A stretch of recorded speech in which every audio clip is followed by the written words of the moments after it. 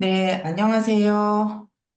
네, 박정옥 선생님, 손은경 선생님, 허만철 선생님. 네, 토요일 오후에 비교과 특강에 오신 여러분 모두 환영합니다. 네, 김정미 교수님은 이동 중이신 것 같아요. 네. 자, 보통 토요일에 특강을 진행하신 사례가 없으시다고 들었는데, 네, 저는 평일 오후보다는, 평일 저녁보다는 토요일에 진행을 하면 더 많은 분들이 오지 않으실까 기대를 해서 토요일 오후 시간을 잡았는데 예상을 벗어났습니다. 예, 많은 분들이 못 들어오셨는데, 녹화된 영상으로 또 참여하시는 분들도 계실 거라고 생각이 들어서 시간이 되어서 저희가 시작을 하도록 하겠습니다. 네, 오늘 이제 저희가 함께 살펴볼 내용은 진로 검사 두 가지를 미리 실시해 달라고 이제 부탁을 드렸는데요. 두 가지 검사를 통해서 여러분들의 이제 진로 탐색, 자기 이해를 하는 시간을 가져보도록 하겠습니다. 저는 간단히 소개를 드리고 시작을 하겠습니다. 저는 현재 국제사이버대학교 상담심리학과에 재직하고 있는 김현미라고 합니다. 저는 원래 교사가 되려고 사범대학에 진학을 했고, 우연하게 상담의 길에 접어들었습니다. 그러니까 이제 진로를 이야기할 때 제가 제 얘기를 좀 종종 하는 편인데, 우리가 계획을 하고, 내가 이런 일을 해야지, 또 이런 직업을 가져야지라고 계획하고 준비를 열심히 하셔서 그 일을 해 나가는 분들도 계신데, 상당히 뜻하지 않은 부분에서 어떤 일을 하게 된다든지 그 분야에 진출을 하게 된다든지 하는 경우들도 굉장히 종종 볼 수가 있습니다. 그래서 우연 이론이라는 것도 있어요. 진로에서. 그래서 내가 의도하지 않았지만 우연히 그 분야에 또 그 일을 하게 되는 그런 사례들도 이제 볼 수 있는데요. 저도 그런 경우에 해당이 되는 것 같습니다. 교사와 전혀 무관한 물론 이제 사람을 돕는 일, 휴먼 서비스라는 큰 틀에서 보면 비슷하지만 교사와 상담자는 굉장히 다른 영역입니다. 그러니까 교사는 가르치는 일을 하는 사람이고 상담자는 가르치기보다는 내담자의 이야기를 듣고 또 내담자가 스스로 해 나갈 수 있도록 조력하기 때문에 이 직업이 굉장히 이게 중복되는 부분이 크지가 않습니다. 이제 그런데 이 일을 하면서 지금 30년을 바라보고 있는데요. 제가 이 일을 하면서 여러 가지 이제 경험들을 하게 되고 또 진로라는 것이 우연한 요인도 있지만 상당히 자신에 대한 준비 또 자기에 대한 이해를 토대로 의사결정이 될 때 훨씬 더 오래 일할 수 있고 또 적응적으로 일할 수 있다라는 것들을 제 경험은 아니지만 상담을 통해서 많이 내담자들의 이야기라든가 다양한 사례를 통해서 이제 그런 어떤 경험들을 이제 하게 됩니다. 그래서 과거에 이런 나를 탐색해보는 시간이 있었다고 하면 저는 아마 사범대학을 가지 않았을 건데 그 당시만 해도 이렇게 심리검사라든가 또 진로 상담이라는 것이 진로 그러면 대학을 진학하는 것 또는 뭐 직업을 선택하는 것 이상의 의미가 없었고 성적에 맞춰서 진학을 했기 때문에 조금 더 자기에 대한 이해가 부족한 상태에서 제가 사범대학을 진학을 하지 않았나 이런 생각들을 해봅니다. 그래서 요즘에는 이제 다양한 검사가 있고 또 자기 이해를 할 수 있는 여러 가지 도구들이 있기 때문에 그런 도구를 통해서 지금 10대 청소년뿐만 아니라 20대, 30대, 40대, 50대 혹은 60대인 여러분이 60대라는 말씀이 아니라요. 예, 60대, 70대까지도 평생에 걸쳐서 자기를 탐색하고 또 자기 이해를 통해서 내가 하고자 하는 일들, 그것이 직업이 됐든 또는 봉사가 됐든, 이제 자기를 이해하는 시간을 통해서 선택을 할 수 있는 기회들이 훨씬 더 많아진 것 같습니다. 그래서 오늘은 그런 이야기들을 나눠보려고 합니다. 여러분들께 미리 제가 한국고용정보원 워크넷이라고 하는 사이트에 들어가서 이 두 가지 검사를 실시해 주시기를 요청을 드렸었습니다. 직업 선호도 검사라고 하는 검사는 이제 흥미 검사의 일종이고요. 그다음 직업 가치관 검사 두 가지를 해보고 참석을 주십시오라고 요청을 드렸는데 어떻게 선생님들 다 해보셨는지 궁금합니다. 혹은 허만철 선생님 하셨다고 지금 손 드신 것 같고요. 혹은 시간이 되지 않으셔서 못하신 분들은 강의가 끝난 이후에라도 해보시면 도움이 될 것 같습니다. 자, 먼저 제가 화면 공유를 통해서 이제 강의를 본격적으로 좀 시작을 해보도록 하겠고요. 질문이 있으신 분들은 채팅창에 남겨주시면 제가 강의 중간중간 또는 강의가 끝날 무렵에 답변을 드리도록 하겠습니다. 잠시만요.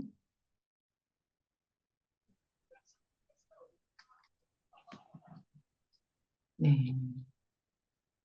시작을 하는데, 네, 김정미 처장님 아무 말씀 안 하시고 그냥 제가 시작해도 되는 거죠? 네.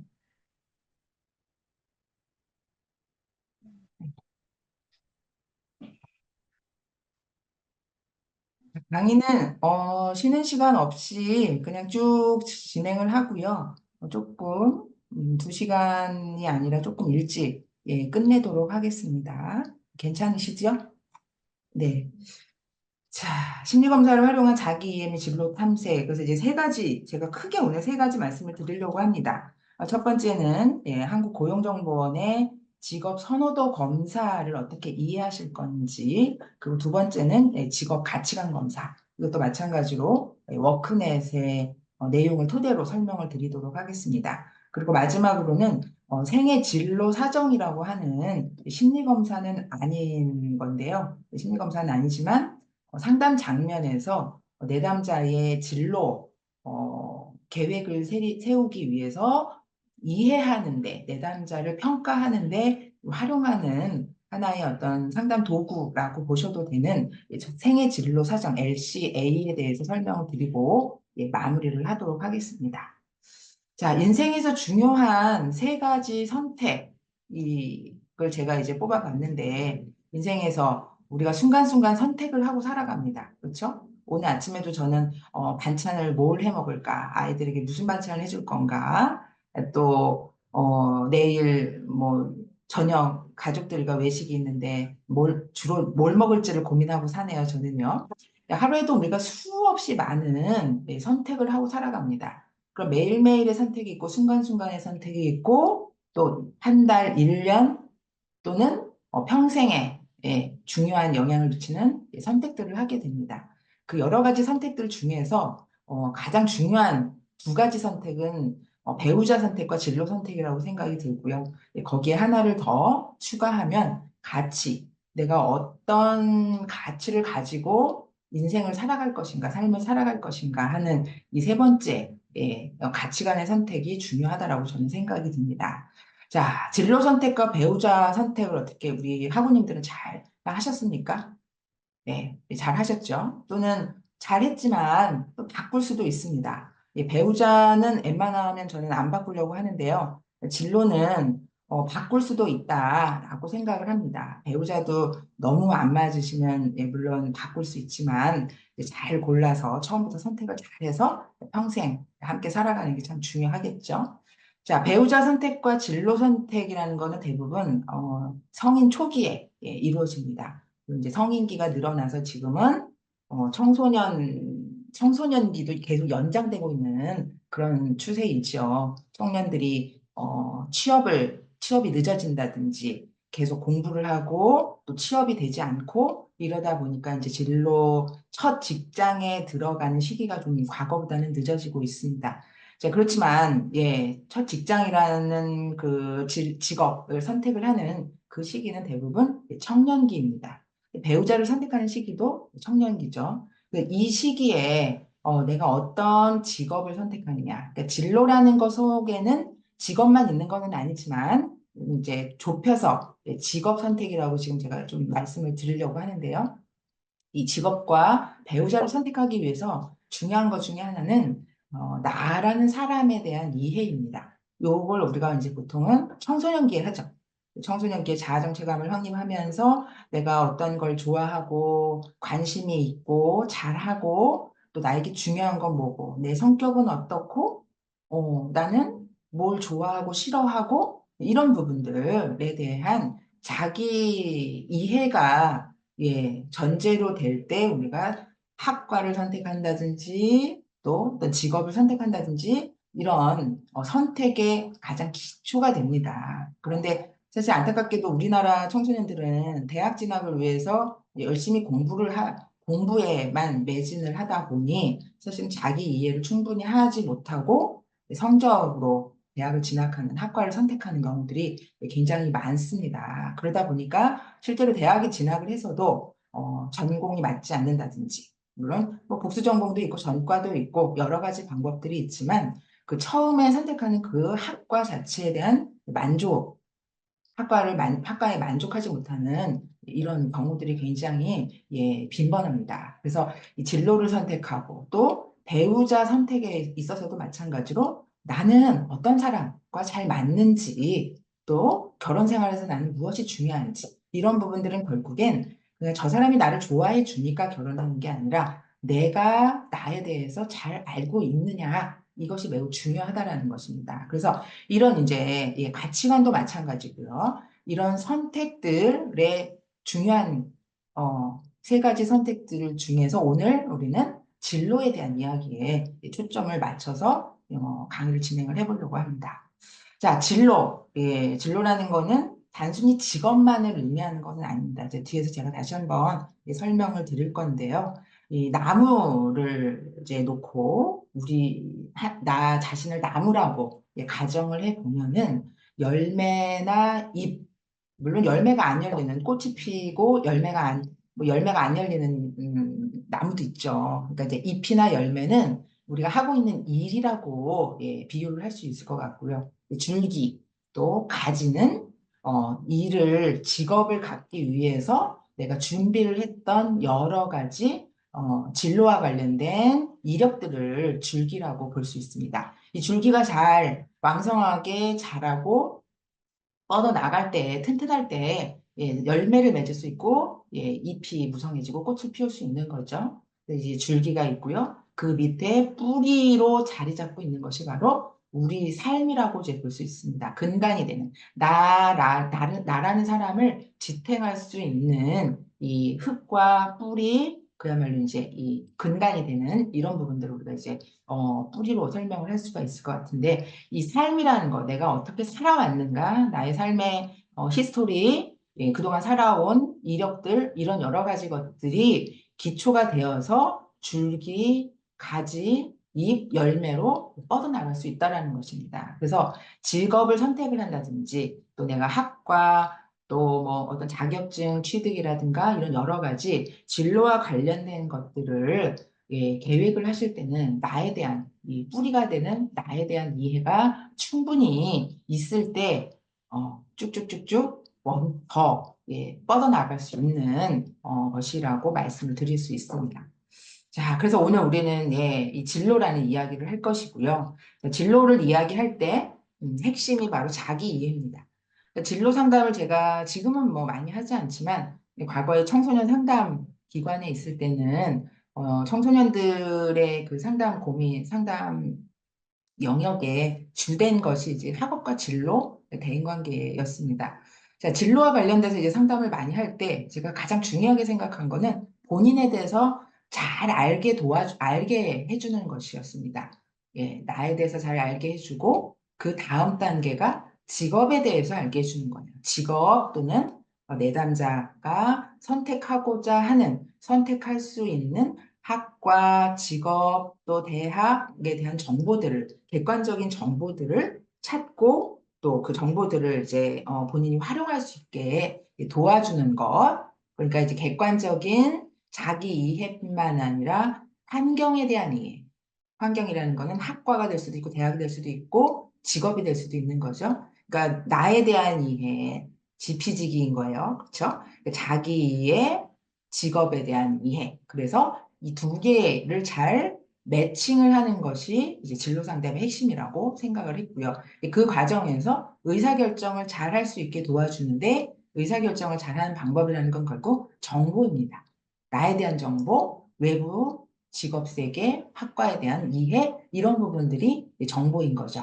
네, 정확한 정보를 가지고 내가 나에게 가장 잘 맞는 또 직업 세계에서 요구하는 것들을 내가 채우고 있는지, 갖추고 있는지, 이런 부분들을 이제 평가해서 1, 2, 3, 4, 5 이렇게 5순위를 매겨서 대차 대조표도 작성해서 그중에서 이제 가장 바람직한 선택을 할 수 있도록 이제 도와주는 그런 것들이 이제 진로 상담의 핵심입니다. 그래서 오늘은 직업 세계에 대한 이해는 다 할 수가 없으니까 그래서 이제 자기 이해에 초점을 맞춰서 그 진로에 대해서 말씀을 나눠보도록 하겠습니다. 자, 자기 이해. 학우님들은 본인에 대해서 알고 계시죠? 그렇죠. 나는 이런 사람이야. 나는 이런 걸 잘해. 이런 걸 좋아해. 난 이런 거는 좀 못해. 어려워. 이런 부분들이 스스로 본인에 대해서 이미 알고 계신 부분들이 상당히 있으실 거라고 생각이 듭니다. 그래서 자기를 이해하는 방법은 크게 여러 가지가 있지만 아주 크게 보면 두 가지다. 예. 사람을 통해서 확인하는 방법. 그러니까 내 스스로 생각해보고 정리해보는 방식이 하나 있고요. 주변 사람들에게 물어보는 거죠. 가족이나 동료나 친구나 그 주변 사람들에게 나는 어때? 나는 뭘 잘해? 또 내 성격은 어때? 이런 부분들을 물어보시는 방법이 있어요. 이것도 나를 잘 아는 사람에게 물어보셔야 되겠죠? 자, 그래서 이렇게 이제 주변 사람들에게 물어보고 내가 알고 있는 나에 대해서 정리를 해보다 보면 공통점들이 나옵니다. 물론 내가 생각하는 것과 다른 사람이 생각하는 게 좀 다를 수도 있지만 공통된 부분들이 틀림없이 있어요. 이렇게 이제 물어보는 방법이 있고요. 두 번째는 상담에서는 상담자가 내담자에게 이제 질문을 하겠죠.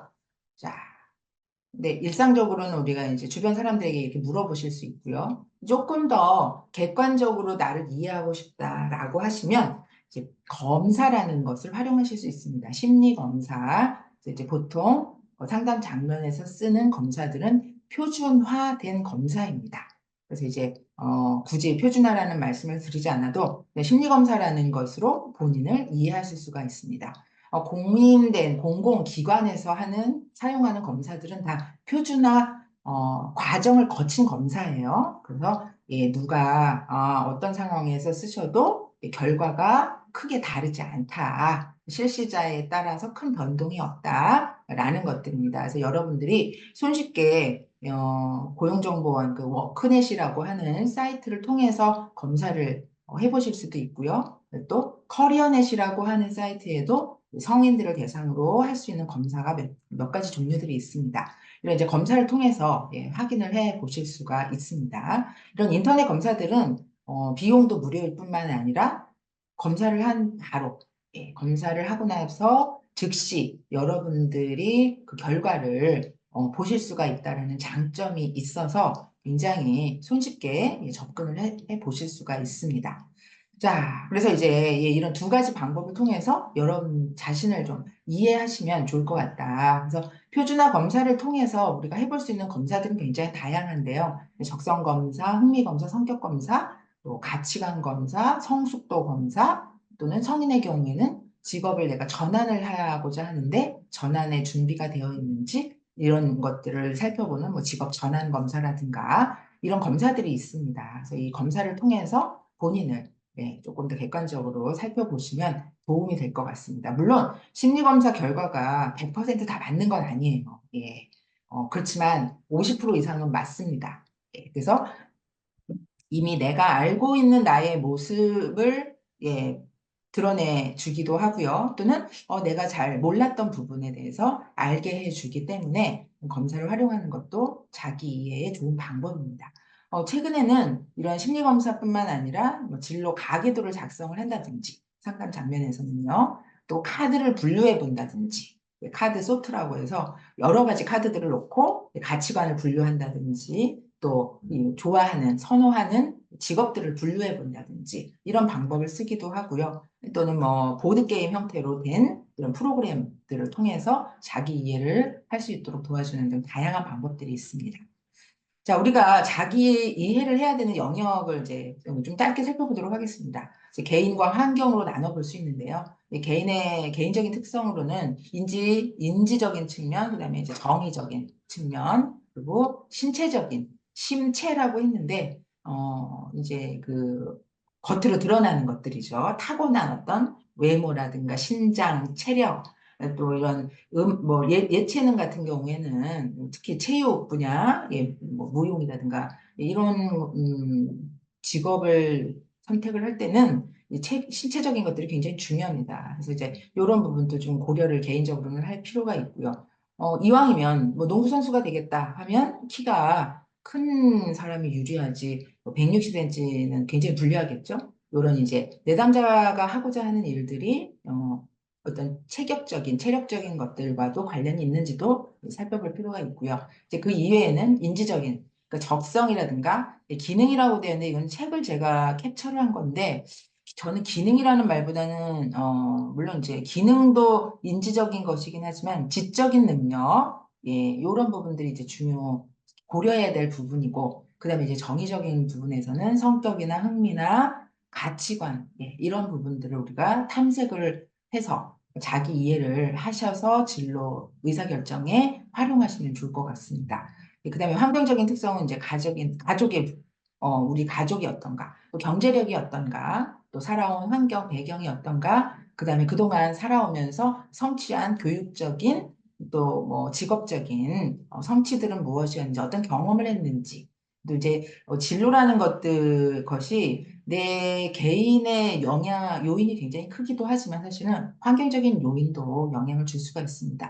IMF라든가 갑자기 뭔가 사회 변화가 일어났을 때 전쟁이 일어난다든지 또 뭐 대공황이 온다든지 뭐 이런 상황들, 또 지역적인 제한 이런 것들도 개인의 진로에 영향을 줄 수 있기 때문에 상담 장면에서는 이런 부분들 좀 고려를 하는데 오늘은 여러분들 요 내용은 참고 정도만 해주시면 될 것 같습니다. 자, 이제 본론으로 들어가서 자, 진로에 대해서 우리가 이야기를 할 건데요. 한번 눈으로 한번 쭉 여러분들이 읽어보세요. 진로, 커리어라고 이야기를 합니다.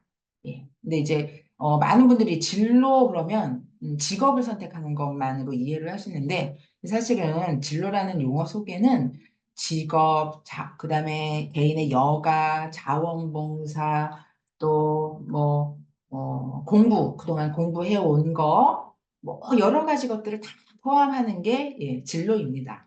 그러니까 우리 마차가 이렇게 지나가면 요즘에는 뭐 이런 수레를 끌고 가는 일이 거의 없지만 옛날에 자동차가 나오기 전에는 다 이렇게 소가 마차를 끌고 갔죠. 그러면 발자국이 남는다는 거예요. 그 바퀴 자국이 남죠. 그 바퀴가 찍고 가는 어떤 남아있죠. 길에. 그 부분은 흙에 이렇게 쭉 바퀴 자국이 남아있는 그것을 우리가 이제 카로라고 이야기를 합니다. 여기서 이제 커리어라는 말을 어원으로 활용을 하고 있는 거예요. 그래서 이 진로라는 것은 앞으로 나아가야 될 미래지향적인 의미도 있지만 과거에 내가 해온 행적들을 다 포함하는 거예요. 그러니까 여러분들이 앞으로 어떤 일을 하시겠다라고 할 때는 그거는 이제 미래에 대한 부분이에요. 미래에 대한 준비인데 그동안 내가 해온 발자취들, 학업, 그다음에 자격증, 그다음에 또 뭐 자원봉사라든가 특정한 어떤 일을 했던 경험들 이런 것들이 다 영향을 주어서 또 내가 새로운 일을 하게 될 수 있고 이런 여러 가지 과거와 현재, 미래를 총체적으로 그 진로라는 용어에 포함을 시키고 있습니다. 그래서 그 진로는 20, 30대의 직장을 선택하는 것만이 아니라 평생 동안 내가 경험하는 돈을 벌기 위한 일뿐만 아니라 내가 행한 모든 일, 그다음에 직업을 진로라고 이렇게 이제 표현을 할 수 있습니다. 그래서 진로 상담이라는 건 결국 내담자, 한 개인이 자기를 잘 이해해서 내가 가지고 있는 자원, 장점, 잠재력들을 잘 발견해서 그 일을 그것을 준비하고 의사결정을 할 수 있도록 도와주는 이 과정이 바로 이제 진로 상담이라고 말씀을 드릴 수 있겠습니다. 자, 그래서 오늘 우리가 이제 검사와 관련된 말씀을 드리는데요. 진로 상담에서 검사는 굉장히 활용도가 높습니다. 어떤 상담, 뭐 개인 심리 상담보다 훨씬 더 진로 상담에서는 이 심리 검사라든가 정보의 활용이 중요합니다. 그래서 심리 검사를 많이 활용을 합니다. 자, 그래서 이제 심리 검사를 활용할 때 내담자가 자기를 자기의 특성들, 물론 본인이 이미 알고 있는 것이 있지만 좀 더 객관적으로 자기의 특성을 이해할 수 있도록 도와주고, 또 진로와 관련된 의사결정을 하는데 걸림돌이 되는 문제가 무엇인지를 파악할 수 있어요. 물론 이제 검사 종류에 따라서 다르겠지만, 예, 이런 이제 뭐, 비합리적인 신념이 진로에 걸림돌이 된다. 이럴 때는 이제 그 부분을 따로 예, 살펴보는 검사도 있고요. 그래서 이제 문제를 진단한다든지 또는 진로를 전환하거나 내담자가 진로를 선택할 수 있도록 도와주는 목적으로 이 심리검사를 굉장히 많이 활용을 하고 있습니다. 그래서 대표적으로 이제 진로 상담에서 많이 쓰이는 심리검사는 적성, 흥미, 성격, 가치관 검사, 뭐 성숙도 검사 이런 검사들을 주로 많이 활용을 하고 있습니다.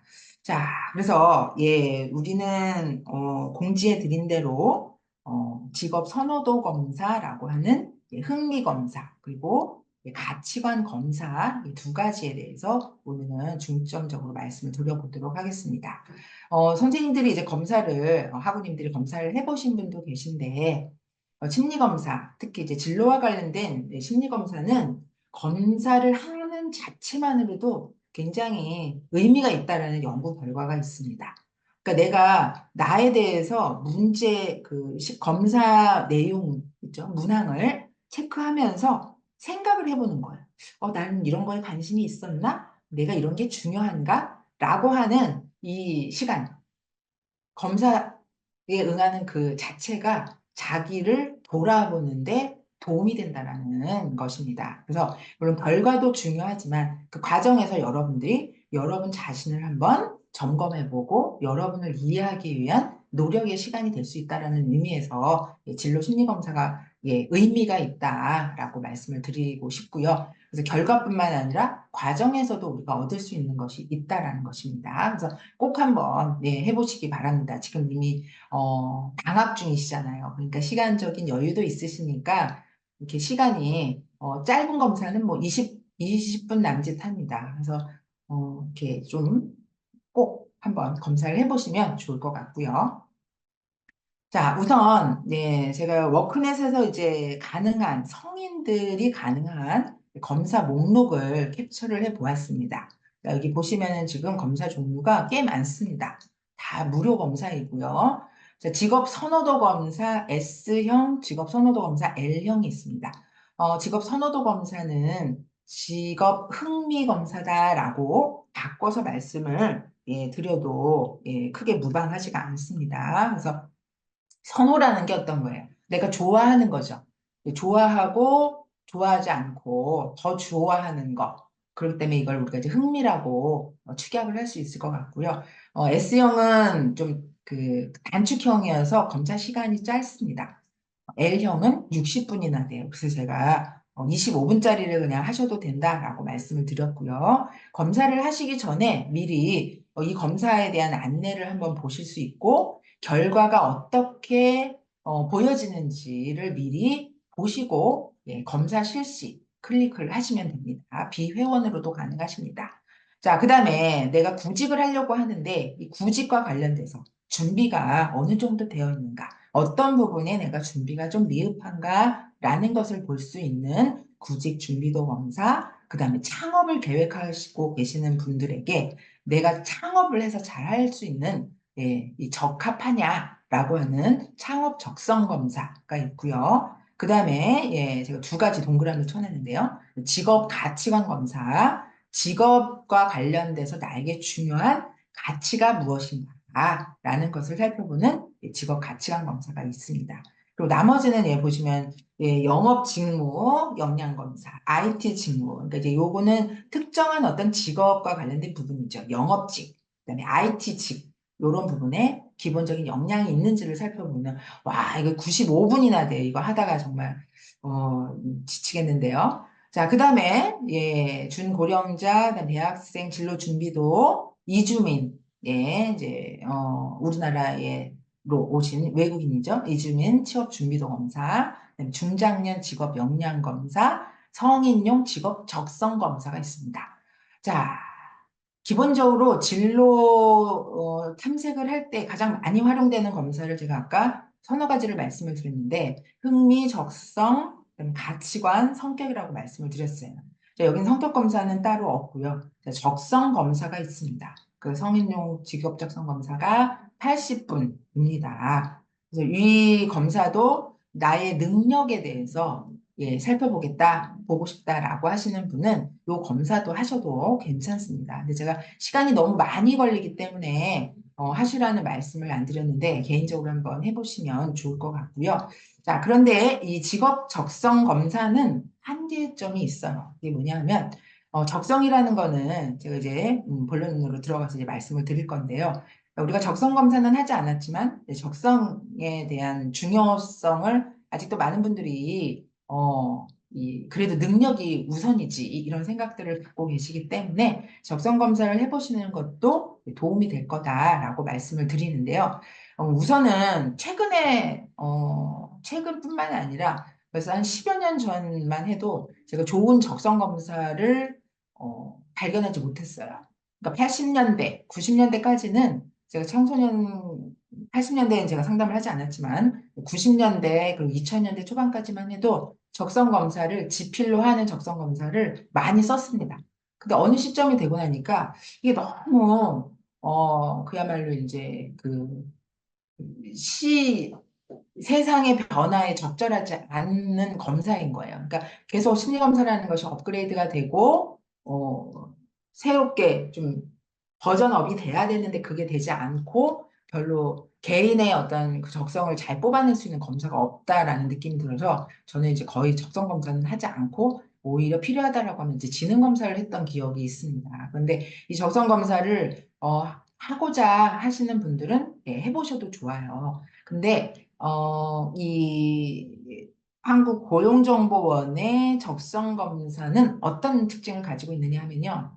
여러분 스스로가 그 영역을 잘한다라고 생각을 하시면 높은 점수를 주시는 거예요. 근데 엄밀히 말하면 적성이라는 거는 내가 잘할 수 있다라고 하는 게 아니라 객관적인 어떤 그 평가 지표라든가 능력을 수행한다든지 이런 걸 통해서 내가 능력이 있다라는 걸 확인해야 되는데 이 검사는 자기 스스로가 평가를 하기 때문에 조금 오류가 있을 수 있다. 그러니까 매우 정확하지 않을 수 있다라는 것만 좀 참고로 하시고 검사를 해보시면 좋을 것 같습니다. 자, 적성이라는 거는 내가 잘할 수 있다라는 거예요. 그러니까 능력입니다. 능력. 좋아하는 거, 또 내가 중요하게 생각하는 것이 아니라 잘 할 수 있는 겁니다. 근데 그게 지금 현재뿐만 아니라 잠재력도 여기서 적성에서 보통 이제 밝혀냅니다. 이 사람이 이런 일을 향후에 잘 할 수 있을 거라고 본다라는 예측, 이런 부분이 이제 포함되어 있는 것이 이제 적성입니다. 그러니까 여러 가지 일과 관련된 영역 중에서 내가 잘할 수 있다, 당신이 잘할 수 있어요라고 보여지는 부분들을 뽑아내주는 게 바로 이제 적성입니다. 그래서 이제 일이라든가 또 활동과 관련된 능력 정도를 측정하는 그 검사가 바로 측정하는 것이 이제 적성 검사입니다. 그래서 내가 잘 모르고 있었던 나의 잠재력, 자원을 찾게 해주는 검사가 바로 적성 검사고요. 또는 앞으로 내가 이 분야에서, 이 일에서 잘 할 수 있을 거라고 예측해 주는 게 바로 적성 검사가 하는 역할입니다. 그러니까 이 분야를 당신이 잘 할 수 있을 거예요. 라는 부분에 대한 예측이 바로 이제 적성 검사입니다. 그래서 여러분들이 이 검사 우리가 시간 관계상 하지 않았는데 시간 나실 때 꼭 해보시면 본인이 모르고 있었던 또는 알고 있었던 나의 강점 또 능력들을 한번 살펴보시는데 도움이 되실 거라고 생각이 듭니다. 자, 적성검사는 실시하지 않았기 때문에 제가 여기까지만 살펴보고요. 이제 다음 문제, 흥미검사, 직업 선호도 검사라는 이름으로 여러분들이 검사를 하셨을 수 있어요. 자, 흥미라는 건 뭐예요? 흥미는 내가 좋아하는 겁니다. 관심이 있는 거, 호기심, 또 하고 싶은 거, 이런 부분들. 우리가 흥미라고 이야기를 합니다. 자, 과거에는 2000년 이전, 그 기준을 명확하게 2000년이다 또는 2010년이다라고 나눌 수는 없지만, 대략적으로 제가 기억하건데, 2000년 이전, 2000년대 이전에는 이런 진로 선택, 진로 의사결정에서 제일 중요한 게 뭐였냐면, 능력이었어요, 능력. 적성, 지능, 이런 것들을 중요하게 봤어요. 인지적인 부분이 매우 중요하다. 그러니까 잘할 수 있는 거를 해야 성공한다. 라고 하는 관점이었다고 하면 그 이후에는 적성보다는 흥미로 중요도가 더 바뀝니다. 그 좋아하는 것을 하면 사람들은 열심히 하게 되고 꾸준히 하게 되고 그러다 보면 또 잘하게 되더라 라는 겁니다. 그래서 흥미의 중요성이 상대적으로 굉장히 많이 커졌어요. 그러니까 여러분들이 좀 나는 잘하는지 못하는지는 잘 모르겠어요. 모르겠어. 근데 좋아해. 관심이 있어. 그러면 꾸준히 하시다 보면 잘하시게 돼요. 그래서 저는 사실은 성격적으로 이게 상담에 잘 맞는 사람이 아니에요. 김정미 교수님은 저를 그래도 좀 아시니까 아니라고 말씀을 하실지 모르겠는데 이게 다 이렇게 오랜 시간 지나면서 이렇게 좀 그렇게 화된 거예요. 상담자화된 거지 원래는 상담에 맞지 않는 성향입니다. 흥미도 별로 없고요. 남의 일에 관심도 없고 사람에게 관심이 없어요. 일단 제가. 그리고, 이게 혼자서 조용히 일하는 걸 좋아하고, 말하는 것을 좋아하지, 뭔가 이렇게 들어주고, 다른 사람의 감정을 헤아리고 이런 거를 별로 이렇게 관심도 없고, 잘하지도 못하고, 좋아하지도 않습니다. 이제 그런데, 지금 흥미 얘기를 하면서 제가, 약간 흥미랑 벗어난 얘기지만, 하다 보니까, 오래 하다 보니까 잘 하게 돼요. 처음보다 많이 나아졌어요. 네, 점점 나아지고 이제 그러다 보니까 제가 이 일에 더 흥미도 생기고 지금은 만족도도 굉장히 높습니다. 물론 흥미가 있었으면 더 좋았겠죠. 그런데 하여튼 그 지금 제가 어떤 말씀을 드린지 여러분들이 이해를 하셨을 것 같은데 잘 못하는 것 같지만 좋아해서 꾸준히 열심히 오래 하다 보면 어느 정도 수준에 도달합니다. 물론 이제 열심히 해도 안 되는 것도 있죠. 그죠? 예. 열심히 하는데 해도 여기까지 어느 정도까지는 되는데 그 이상을 뛰어넘지 못하는 이런 부분도 있어요. 예, 뭐 특히 예체능 같은 경우에는 배우고 열심히 하면 평균 이상은 평균을 넘어설 수는 있지만 정말 뭐 선수처럼 잘하거나 그 예술가, 전문 예술가가 되기는 어려울 수도 있습니다. 자, 근데 우리가 뭐 그렇게 상위 몇 퍼센트 안에만 들어야 되는 건 아니잖아요. 정말 잘하지 않아도 내가 그 일을 꾸준히 하는 거는 저는 굉장히 의미가 있다라고 생각을 합니다. 자, 그래서 예, 이 흥미라는 거는 여러분들이 좋아하는 관심이 있는 것인데 그러면 직업 흥미라는 건 뭐냐? 그 일에 대한 흥미예요. 그 직무에 대해서.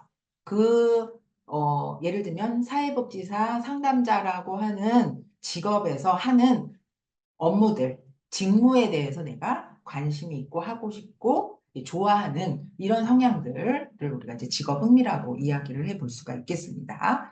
자, 흥미검사 종류가 여러 가지가 있는데요.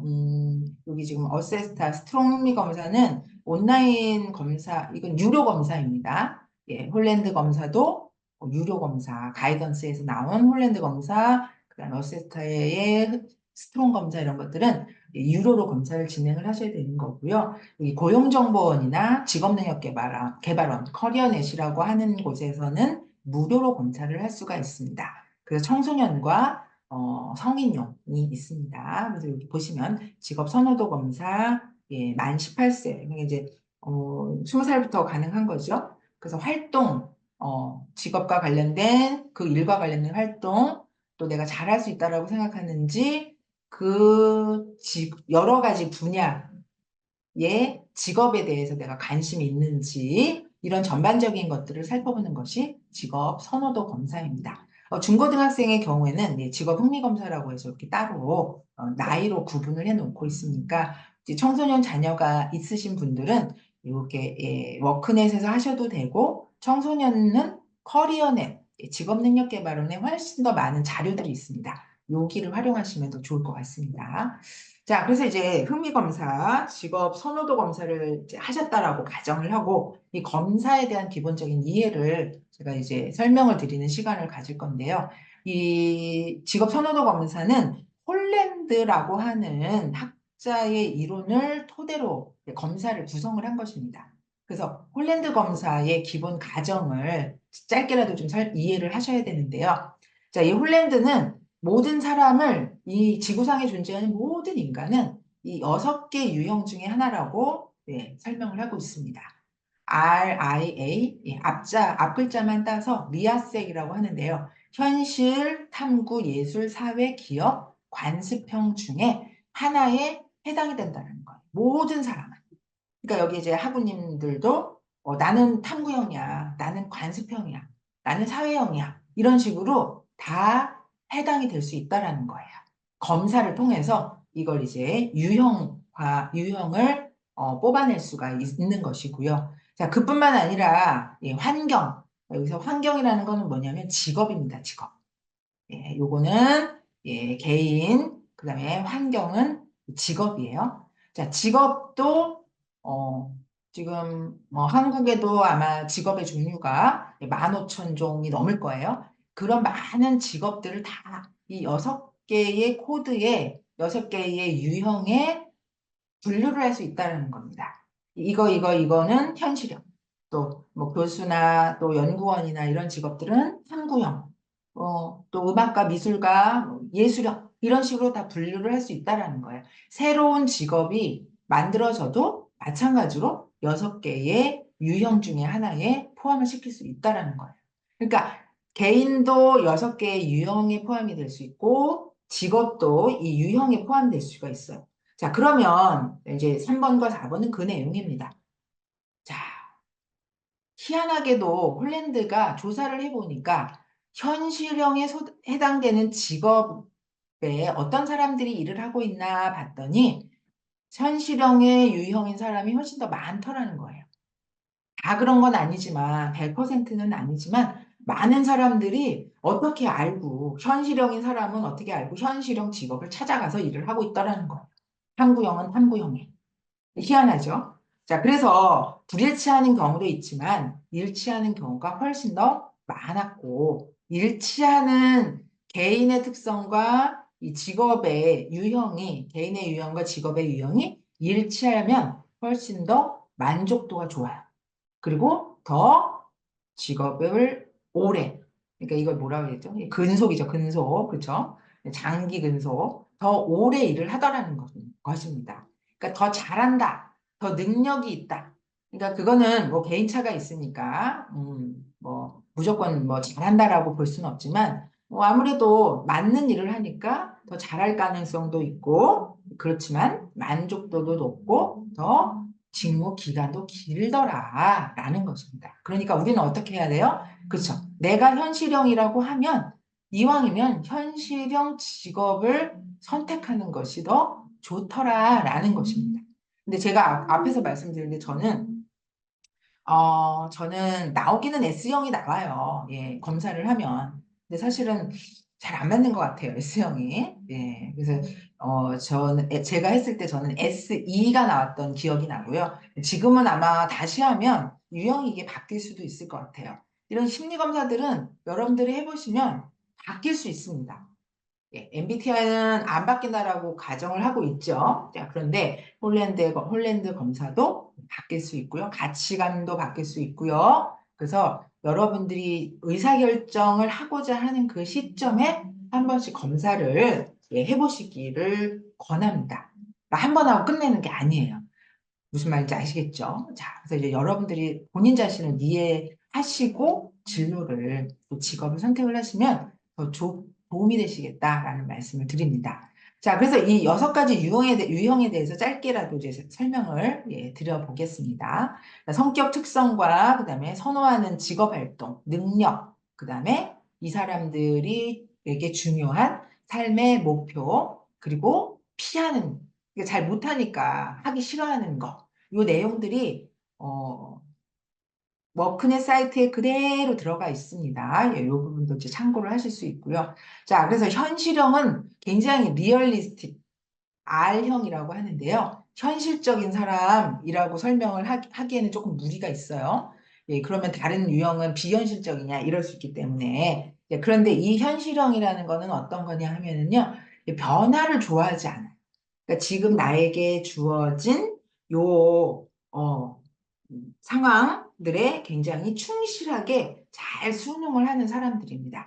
자, 요거 설명하기 전에 먼저 요 육각형부터 말씀을 드리는 게 나을 것 같아요. 자, 여기 보시면은 현실형부터 이렇게 육각형으로 구성이 되어 있는데 이 육각형에서 지금 이웃하고 있는 친구들이 있죠.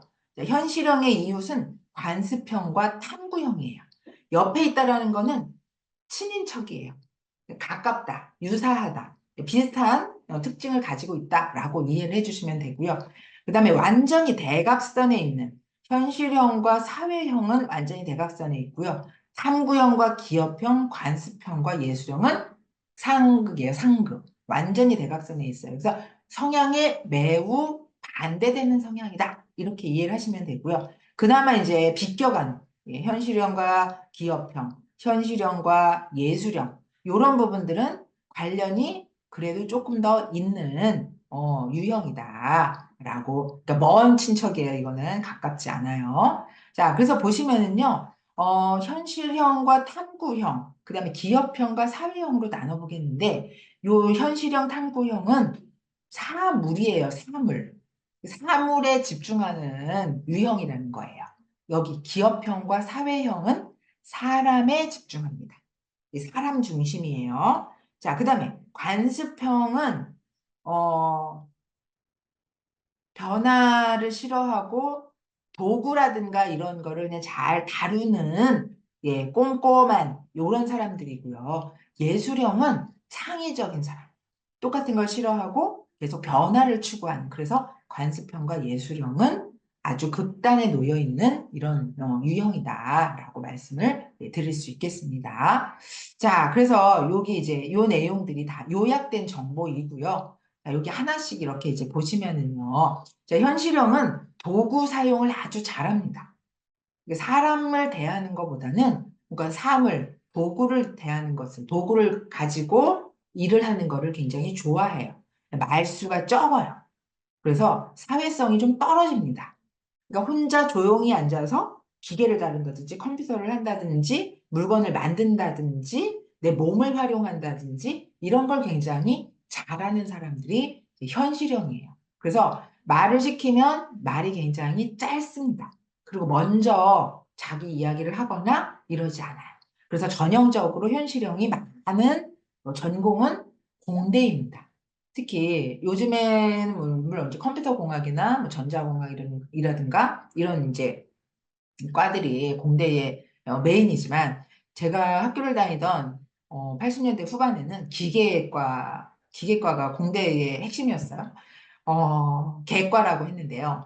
그 기계과 사람들을 보면요. 말수가 정말 없어요. 단순해. 굉장히 짧아요, 말이.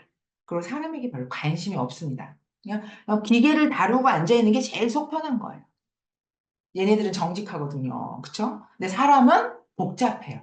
그래서 현실형은 이런 특성을 갖고 있습니다. 그래서 전형적으로 현실형을 대표하는 직업은 바로 기술자다. 자기 기술에 충실한 사람들, 이런 게 이제 현실형이고요. 자, 그 다음에 현실형 옆에 있는 탐구형은 어떤 유형이냐면 깊이 하나를 하고 들어가는, 연구하는, 탐색하는 것을 좋아하는 유형입니다. 홀랜드는 흥미라고 이야기를 했지만 사실은 이 흥미가 성격을 포함하고 있다라고 이야기를 했습니다. 그러니까 성격이라는 거예요. 이 개인의 성격이고 결국 그것이 흥미다라고 설명을 하고 있습니다.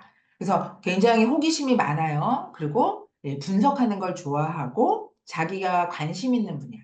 그러니까 다방면에 관심을 갖는 사람이라기보다는 관심 있는 것을 좀 더 깊이 파고 들어가는 이런 특성이에요. 그러니까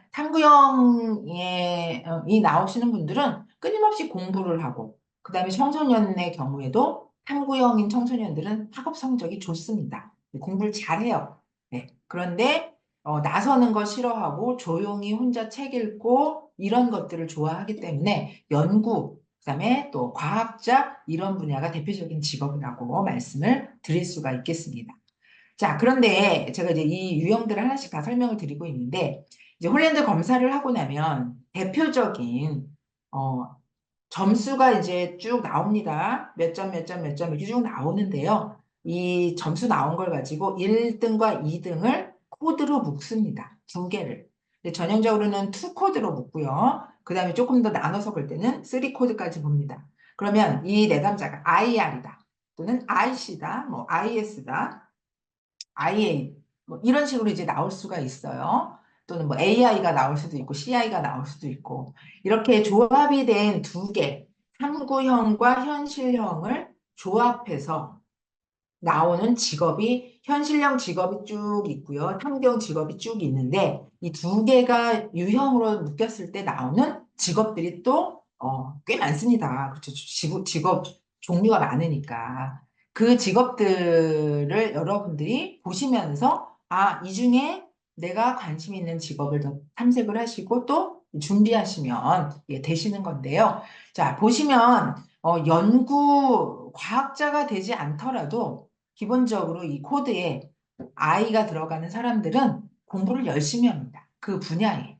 예를 들면 SI가 나왔다, IS가 나왔다, 그러면 사회과학 분야의 뭐 연구라든가 뭐 교수라든가 이런 쪽으로 이제 진출이 되는 것이고요. 그 동일한 S임에도 불구하고 뭐 SA가 나왔다, SC가 나왔다라고 하면 다르다라는 거예요. 교사를 보면은 SC인 선생님은 굉장히 아이들을 위해서 교환을 꼼꼼하게 기록하고 이런 자료 정리를 잘하는 선생님이고요. SA 선생님은 계속 뭔가 변화를 추구하면서 창의적으로 수업을 진행한다든지 이런 식으로 동일한 교직임에도 불구하고 교사임에도 불구하고 드러나지는 조직에서의 그 어떤 가르치는 방식이라든가 학생들을 대하는 방식이 굉장히 달라질 수 있다라는 것입니다. 자, 탐구형이 그렇고요. 예술형은 굉장히 창의적이에요. 그리고 변화를 좋아해요. 자, 똑같은 걸 계속해라 라고 하면 관습형은 너무 잘하고 좋아해요. 매일 똑같은 일정, 업무도 같은 업무를 계속해도 굉장히 꼼꼼하게 잘하는데 예술형은 그런 부분들을 굉장히 어려워합니다. 그래서 창의적이고 틀에 매여 있는 거 동일한 변화 없이 계속 루틴하게 해야 되는 틀에 박힌 것들을 굉장히 어려워하는 게 예술형입니다. 그러면 예술형은 기본적으로 이제 예술가들이 속하지만 모든 예술형이 다 예술가는 아니에요. 자, 그 마찬가지 아까 말씀을 드렸죠. 자, 내가 교사 사회형이면서 예술형이 나왔다라고 하면 교사이면서 나는 굉장히 독창적인 형태로 아이들을 가르친다든지 뭐 학습 방법을 연구한 이렇게 그 변화를 준다든지 이런 형태로 교사 역할을 충실히 해 나갈 수 있다라는 겁니다. 그렇지만 이제 A가 독보적으로 높다라고 할 때는 이제 예술가들이 훨씬 더 많이 그 분야에 해당이 되는 사례들을 이제 볼 수가 있고요. 자, 요렇게 이제 현실형, 탐구형, 예술형에 대해서 이제 말씀을 드렸고요. 자, 그 다음에 사회형. 아마 여기도 지금 한국국제사이버대학도 복지 관련된 학과가 많기 때문에 사회형이 많으실 것 같아요. 자, 사회형은 다른 사람과 그 사람과 일하는 걸 좋아하는데 기업형도 사람이 관련이 된다. 그런데 차이가 있습니다. 자, 사회형은 다른 사람을 조력하는 걸 좋아하는 사람이에요. 돕는 걸 좋아한다라는 거예요. 자, 그래서 다른 사람들과 함께하고 어우러지고 또 남을 도와주고 내가 드러나기보다는 그리고 말하는 걸 좋아하고 공감 능력도 뛰어나고 이런 사람들 기본적으로 인간에게 관심이 많은 사람들이 바로 사회형이다라고 볼 수 있습니다. 대표적으로 사회복지 교사 또 뭐 상담 이런 분야는 전형적으로 사회형에 해당되는 직업군이라고 볼 수 있고요. 자, 근데 사회형의 반대가 현실형이에요. 그러니까 도구를 다룬다든지 기계 조작 이런 것들이 굉장히 좀 부족하다라고 이제 말씀을 드릴 수가 있고요. 이제 물론 예외적으로는 또 사회형인데 현실형이 높은 사람도 있어요. 이런 분들은 제가 뭐라고 말씀을 드리냐 하면 체육 선생님 같은 경우 이런 부분들이 아주 잘 조합이 된 유형이다라고 이제 볼 수가 있을 것 같고요. 자, 기업형은 사람 중심이기는 한데 누군가를 돕거나 뭐 배려하고 그 사람을 위해서 내가 서포트 한다기보다는 내가 드러나야 되는 거예요.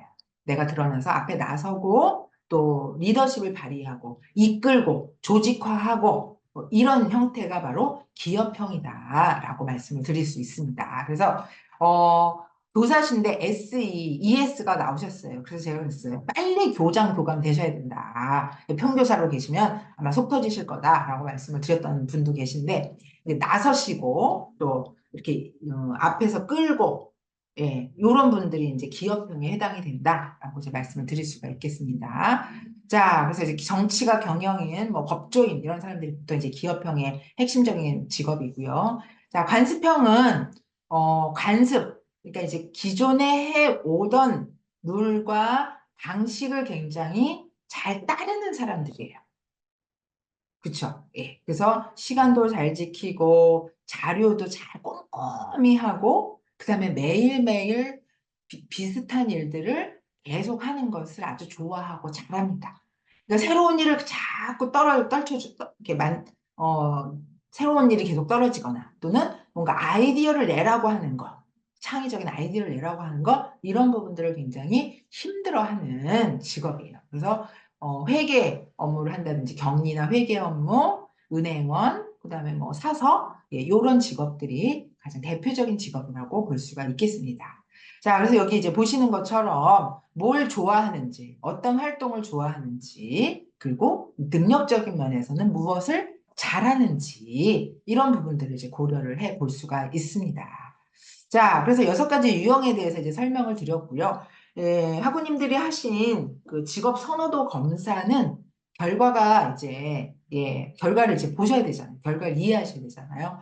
만약에 설명을 들으시고 그 자료를 보시고 이해가 잘 안 되시면, 고용정보원에서 상담을 할 수 있는 또 그 코너가 있어요. 요청을 하시면 개별적으로 검사에 대한 자세한 또 해석 상담을 해드립니다.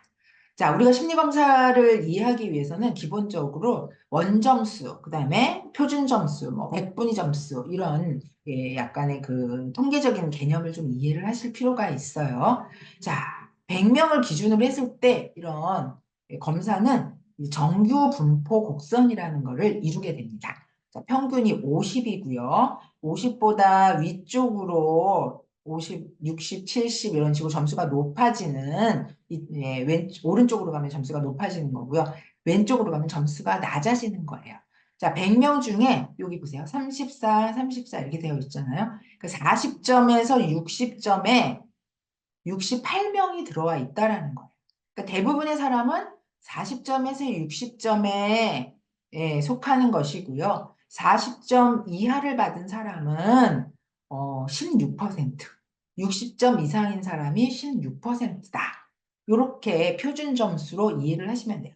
자, 대부분의 사람은 40에서 60점에 해당이 되고 40점 이하인 경우에는 평균보다 많이 떨어지는 거예요. 하위 16%이고요. 60점 이상이 나왔다 그러면 상위 16%다. 자, 그러면 그것을 100분위 점수로 보면 어떻게 이해를 하시느냐 하면, 자, 50점이다 그러면 100명 중에 내가 50등인 거예요.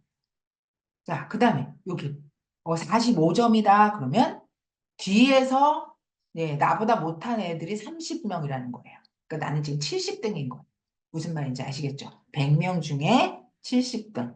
여기 가시면 99. 그러니까 70점 이상이면 98점이니까 100분위로 98점은 100명 중에 100점 만점에 98점을 맞았다. 그러니까 나보다 잘한 애가 2명밖에 없다. 이런 거예요. 이해하시겠죠? 자, 요걸 가지고 우리가 이제 점수를 이해하게 되는데요. 자, 그래서 이제 친절하게 40점 이하, 표준 점수 40점 이하는 낮은 점수다, 대체로. 그래서 100분위로는 16점 이하다.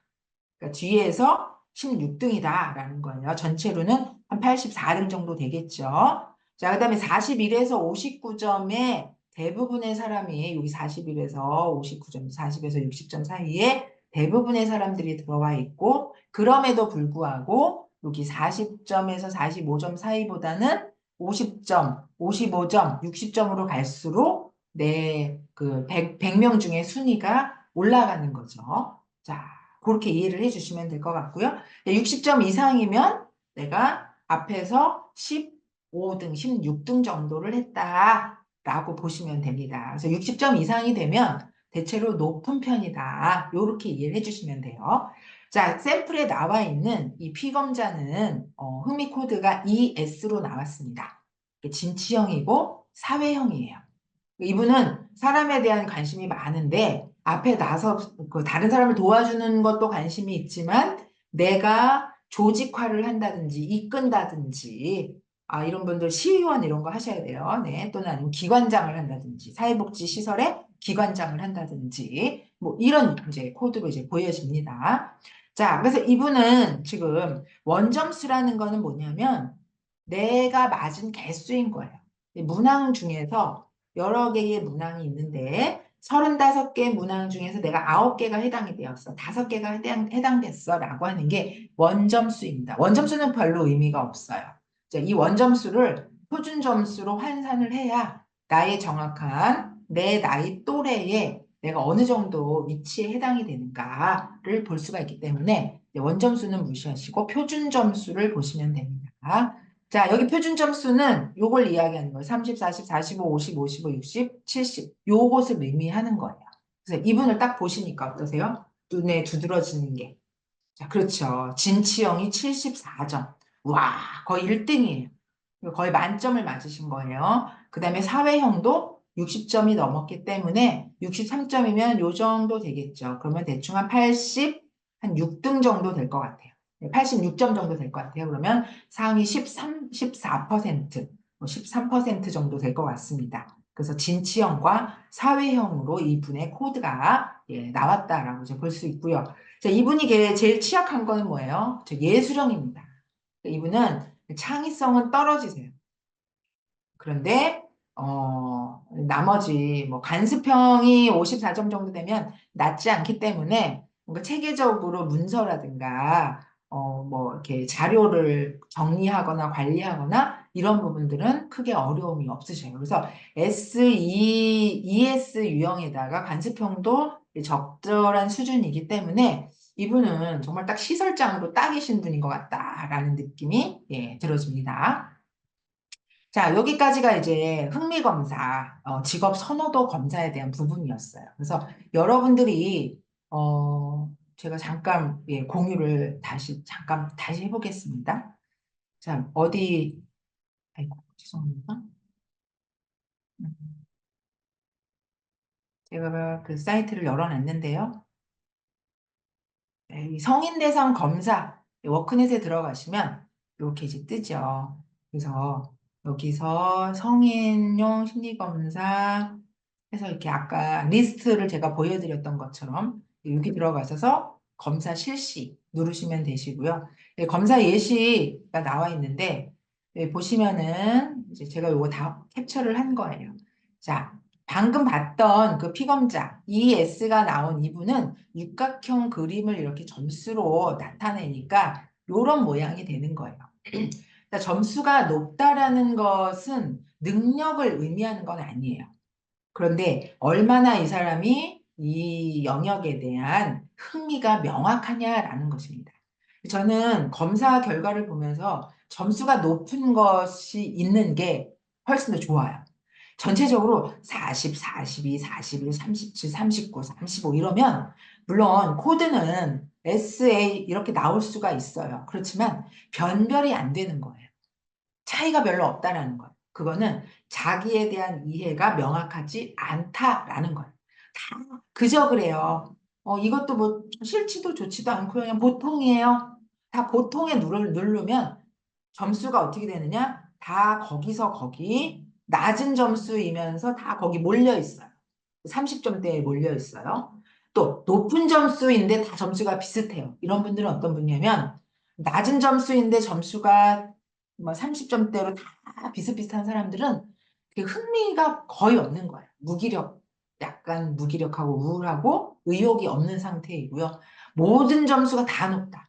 다 막 60점 이상이다 이런 분들은 관심 분야가 너무 많은 거예요. 이것도 하고 싶고 저것도 하고 싶고 이것도 좋아하고 저것도 좋아하고 이런 분들이에요. 이제 그런 분들은 다른 검사랑 결부시켜서 이제 추려내는 작업들을 하거나 또는 나머지 덜 관심 있는 거 그나마 이제 우선순위에서 좀 밀리는 것들은 취미나 또 봉사 활동으로 이렇게 대체할 수 있도록 이제 의사결정을 그렇게 이제 도와줍니다. 그래서 점수가 이렇게 낮으면서 다 비슷비슷한 사람들은 이렇게 그 어린 시절부터 이렇게 좀 탐색을 하면서 내가 그때 좋아했던 건 뭐고, 그때 꿈은 무엇이었고, 이런 부분에 대한 좀 탐색들도 굉장히 필요하다라고 이제 보여지고요. 자, 요렇게 육각형 크기에 대한 설명도 있고요. 자, 각각의 유형에 대한 설명들이 있고, 이제 이 분에게 적합한 직업을 여러 가지를 언급을 해 놓았습니다. 이 직업들을 한번 여러분들이 이제 보시고, 이 중에서 내가 관심이 가는 직업이 있으면 그 직업을 이렇게 복사를 하셔서 여기서 바로 검색이 안 되더라고요. 그래서 이제 직업에 대한 검색을 또 여기 직업 정보, 또 직업 전망, 직업 사전 이런 것들을 활용해서 여러분들이 한번 본인을 이해하시는데 또 활용을 하시면 좋을 것 같습니다. 자, 그러면 다시 이제 파워포인트 공유로 넘어가면서 혹시 질문이 있으시면 질문을 해주셔도 좋을 것 같습니다. 제가 공유하는 동안 질문이 있으시면 음소거를 하시고 질문을 해주십시오.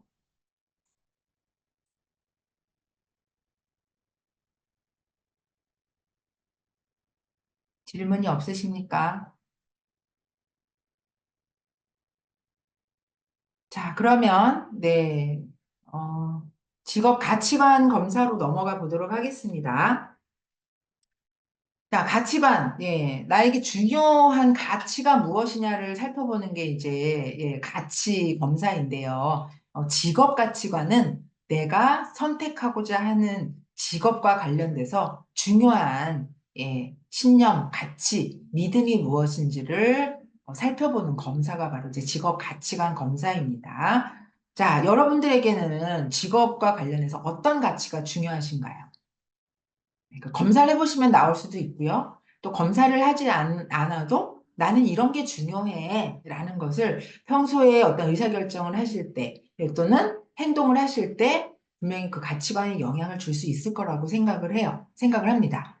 저는 이 강의를 준비하면서 커리어넷에서 제가 직업 가치관 검사를 해봤더니 지금 저에게 중요한 직업 가치는 그 능력 발휘, 자율성 이런 게 중요하더라고요. 근데 지금 제가 하고 있는 일이 대체로 부합이 됩니다. 저의 직업 가치와. 그런데 제가 1993년부터 이제 그 청소년 상담 기관에서 근무를 하다가 2006년에 제가 이직을 결정을 하는데 그 시점에 제가 직업 가치관 검사를 해봤어요. 그랬더니 그때 지금도 영역 이게 기억이 생생한데 저한테 직업 안정성이 하나도 중요하지 않은 가치였어요. 이직을 결심한 그때.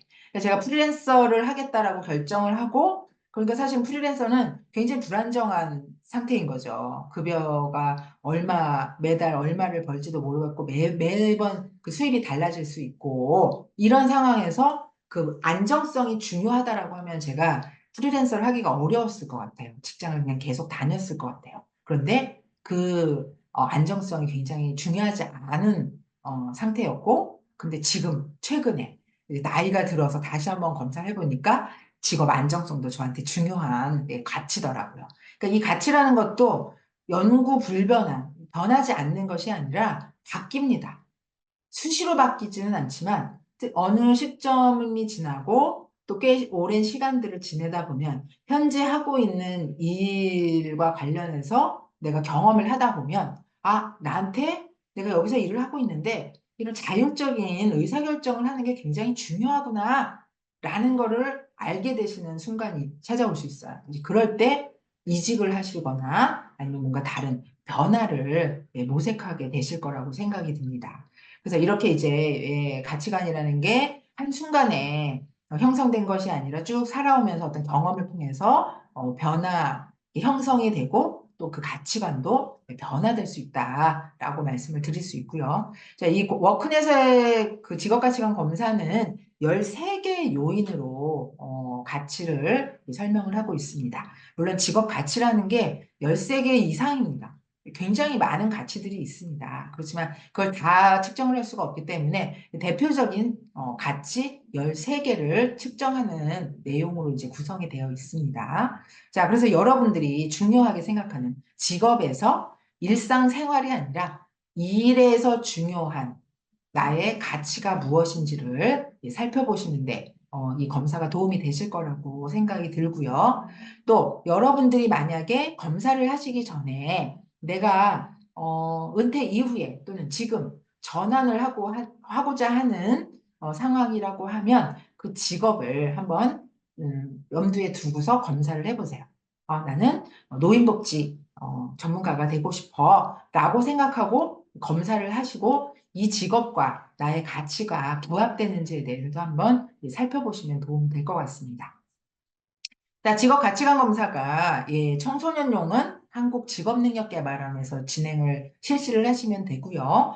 중상부터는 고용정보원의 직업 가치관 검사를 하셔도 무방합니다. 자, 13개의 직업 가치가 무엇이 있는지 한번 살펴보도록 하겠습니다.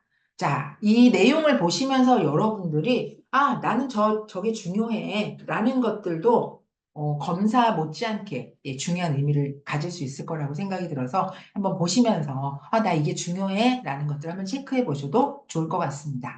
자, 첫 번째는 성취입니다.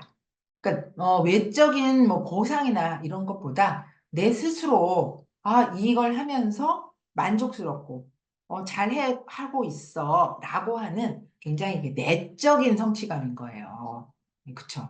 그러니까 잘하고 있고 내가 이 일을 이렇게 하고 싶어 이만큼 해 나가고 싶어 나는 이 정도로 목표를 세워놓고 그걸 계속 성취해 나가는 것이 중요한 사람들이 바로 이제 이 직업 가치에서 성취 요인이 중요한 분들입니다. 그래서 여기 이제 대표적인 직업들이지 꼭 이 직업만 있는 건 아니에요. 다양한 직업들이 있을 수 있는데 이 지면상 더 이상 더 많은 직업들을 써놓을 수는 없는데 이제 워크넷에서 보시면 굉장히 많은 직업 목록들이 있는 것들을 확인하실 수 있을 겁니다. 자, 교수라든가 뭔가 관리자라든가 연구원, 운동선수는 뭐 어디든지 다 들어가는 것 같아요.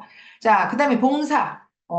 내 이익보다는 다른 사람을 내가 도와주고 남을 조력하는 것이 중요한 가치인 분들. 사회복지사, 그 다음에 경찰, 소방, 이런 분들. 판사가 봉사 저는 아닌 것 같아요. 이게 개인적으로 저는. 자, 그 다음에 개별 활동은 일이 내가 하고자 하는 일이 혼자서 해야 되는 일이 있고 꼭 누군가와 협업을 해야 되는 일이 있잖아요. 그럴 때 다른 사람과 의사소통을 하고 뭔가 조율을 하고 분담을 하고 이런 것이 나는 힘들어. 그래서 그냥 나에게 맡겨진 일을 나 혼자 하는 게 좋아. 라고 하는 가치입니다. 개별 활동. 혼자 하는 일을 선호하는 가치이고요. 그 다음에 직업의 안정성, 잘리지 않고 오래 일하는 정년이 보장되는 이런 것이 중요한 분들은 직업의 안정성이라고 하는 가치가 굉장히 중요한 분이시고요. 자, 그 다음에 변화가 계속 있었으면 좋겠어. 일이 똑같은 일을 계속하는 앞에서 우리가 관습형은 이걸 싫어합니다. 변화를 싫어해요. 자, 그런 분들이 아니시겠죠? 그러니까 이제 좀 새로운 일을 한다든지, 계속 틀에 박힌 일들을 하는 것을 견디기 힘들어하는 이런 분들이 변화 지향이다. 광고 전문가. 이런 거 끊임없이 새로운 일을 하는 거죠. 그래서 저는 제가 상담을 하면서 느끼는 것 중에 하나가 상담도 굉장히 변화 지향적인 일이구나. 물론 내가 배운 전문 지식을 가지고 내담자를 만나지만, 내담자가 다 다르잖아요. 그쵸? 똑같은 사람이 없어요. 그렇기 때문에 계속 새로운 사람을 만나야 하는 그런 면에서는 또 이게 변화지향적인 일이 아닌가라는 생각을 해봅니다. 자, 그 다음에 몸과 마음의 스트레스가 좀 적은 신체적인 거 활동이 너무 과하다든지 이제 나이가 드니까 어때? 아우 저는요 막 이제 몸이 점점 더 이제 힘들어져요. 몸 쓰는 일을 저보고 하라고 하면 못 할 것 같아요. 이런 거 몸이 좀 덜 힘든 거, 또 심리적으로 너무 스트레스, 정신적으로 스트레스를 너무 많이 받는 직업. 뭐 콜센터 상담원이라든가 이런 민원 업무를 한다든지 이런 것들로 스트레스를 많이 받는 분들은 이런 게 중요한 가치가 될 수 있을 거라고 생각이 듭니다. 또는 건강이 중요하신 분들, 이런 게 이제 중요한 가치가 될 수 있겠죠. 자, 다른 사람에게 내가 영향을 행사하는 게 중요한 분들이 계세요. 기업형의 사람들이 이런 부분에 해당이 됩니다. 그러니까 흥미와 가치가 함께 부합이 돼서, 흥미에서도 해당이 되고 가치관에서도 해당이 되는 직업을 선택하시면 훨씬 더 만족할 가능성이 높다라고 말씀을 드릴 수가 있기 때문에 검사는 하나가 아니라 두세 가지를 같이 해보시는 걸 권합니다. 자, 그래서 내가 리더십을 발휘하고 이끌고 나를 따르라 이런 걸 좋아하시는 이게 중요한, 그러니까 내가 누군가의 지시를 받는 거 못 견뎌 하는 분들인 거죠. 자, 관리자, 변호사, 코치 이런 직업들이고요. 그 다음에 계속 새로운 걸 배우는 걸 좋아하는 일을 하지만 내가 계속 똑같은 게 아니라 그 안에서 새로운 것들을 계속 배우고 익혀나갈 수 있는 게 중요하다라고 하는 가치도 있고요. 나라, 국가를 위해서 내 한 몸을 뭐 던지겠다. 나라를 위해서 내가 일하겠다. 뭐 소방관 또 군인, 경찰 이런 분들이 대표적인 글쎄 모르겠어요. 요즘에 얼마나 이분들이 애국이라는 게 중요한 가치인지 잘 모르겠는데 우선은 가치관으로 볼 때는 이런 직업들이 이제 해당이 될 것이고요. 자, 자율적으로 일할 수 있는 것. 누군가가 일일이 지시하고 통제하고 일을 시키는 일만 하는 것을 견디기 힘들어하는. 그러니까 내가 할 일은 내가 스스로 해나갈 수 있는 게 중요하다라는 것도 중요한 직업적인 가치라고 이제 볼 수가 있겠습니다. 근데 또 어떤 분들은요, 이 자율성이라는 가치가 굉장히 낮은 분들은 알아서 하는 걸 힘들어하세요. 지시받는 걸 좋아하는 분들도 계십니다. 모두 다 이 자율성이 중요한 가치가 아니에요. 자, 그다음에 돈이 중요하다. 그렇죠. 많은 돈일 수도 있고요. 또는 일정한, 안정적인 수입일 수도 있고요. 근데 이제 여기서 말하는 금전적인 보상이면 보상은 돈이 제일 중요한 거예요. 그러니까 돈을 많이 벌 수 있는, 조금 버는 게 아니라요. 많은 돈을 벌 수 있는 직업, 사회복지를 하겠다. 근데 나한테 금전적인 보상이 중요하다. 이거는 투잡, 쓰리잡을 해야 되는 거죠. 자, 다른 사람의 인정을 받는 게 중요한 분들도 계시죠. 직업을 통해서. 자, 그 다음에, 외부에서 일하는 것보다는 실내에서 일하는 게 좋은 분들도 계십니다. 자, 요런 가치관이 나에게, 어떤 가치관이 중요한 가치, 나는 어떤 게 중요한가라는 부분들을 한번 좀 점검해 보시면 좋을 것 같고요. 이게 이제 순위가 있습니다. 얘도 마찬가지로. 자, 5점 만점으로 봤을 때 이 피검자는 사회적인 공헌이 4.7점이에요. 굉장히 높은 거죠. 그다음에 변화 지향도 높고 성취도 높습니다. 이제 물론 이제 뒤에 것들, 덜 높은 거는 이제 13가지 중에서 중요한 것들만 뽑아 놓은 건데요.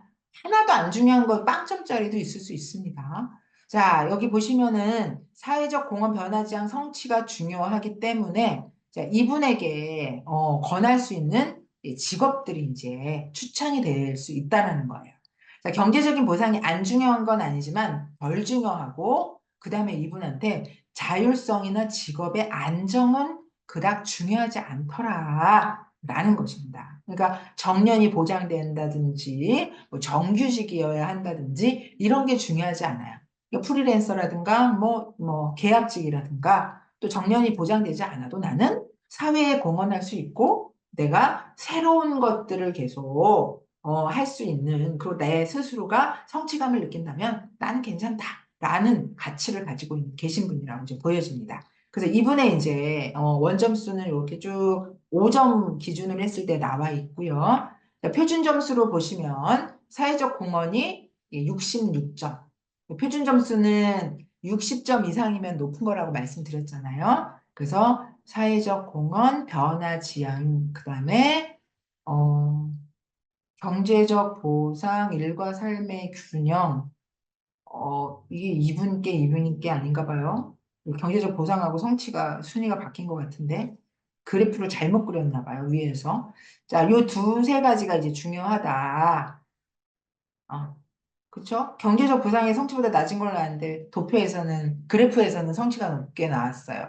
이걸 제가 워크넷에서 캡처를 한 건데 잘못 그래프를 그리신 것 같아요.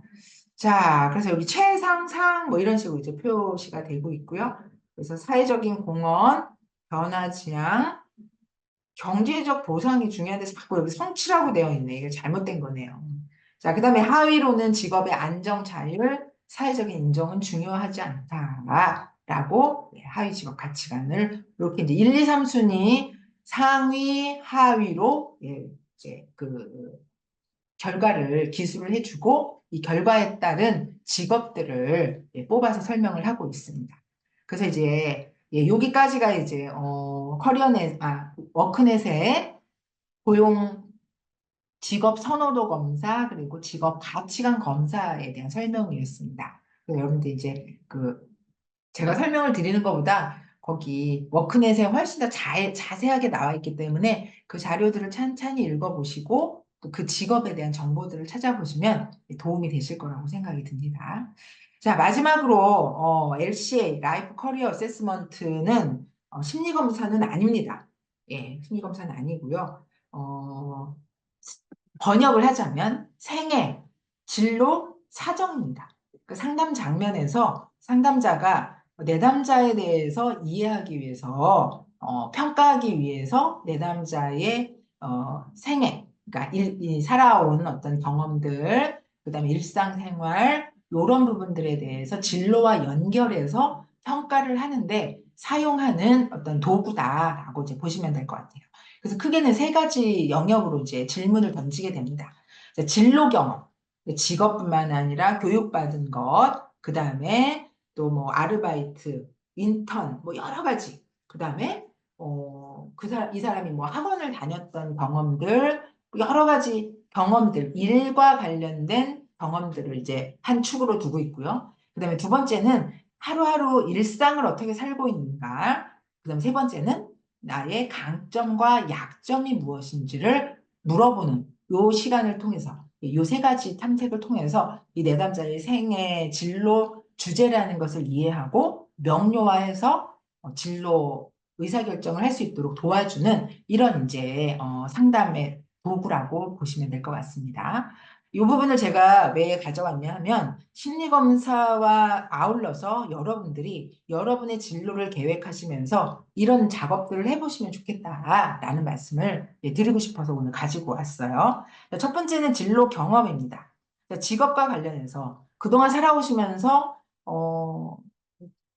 한 직장에서 계속 한 직무를 하는 분도 계시지만 여러 번 옮기신 분도 계시고 또 다양한 일을 경험을 하신 분들도 계실 거라고 생각이 듭니다. 그래서 이전에 내가 경험했던 직업, 이건 정규직이 될 수도 있고 계약직이 될 수도 있고 아르바이트가 될 수도 있고 또는 뭐 인턴십이 될 수도 있고 이런 여러 가지 일과 관련된 경험들 거기서 어떤 일을 했었는지 무엇을 했는지 그리고 좋았던 거 각각 예를 들면 A 직장에서 B 직장에서 어떤 일을 했고 그 일을 하면서 내가 좋았던 거 또는 싫었던 거, 힘들었던 거, 괴로웠던 거 이런 부분들을 정리해 보시는 거예요. 자, 그러면서 이제 좋았던 거나 싫었던 것들을 각각 직업 경험마다 하셨던 일 관련된 경험마다 적어 보시면 반복적인 주제를 뽑으실 수 있어요.